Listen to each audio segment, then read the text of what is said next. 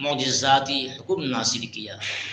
اللہ تعالیٰ کا ارشاد ہوا قرآن مجید میں ہے ارکض برجلک ھذا مغتسل بارد وشراب، اپنے پاؤں سے زمین پر ٹھوکر مارو، یہ ہے ٹھنڈا پانی نہانے اور پینے کے لیے۔ حضرت ایوب علیہ السلام نے حکم کی تعمیل کرتے ہوئے اپنا پاؤں زمین پر مارا تو اللہ تعالیٰ نے فوراً وہاں سے ٹھنڈے اور میٹھے پانی کا چشمہ جاری فرمایا۔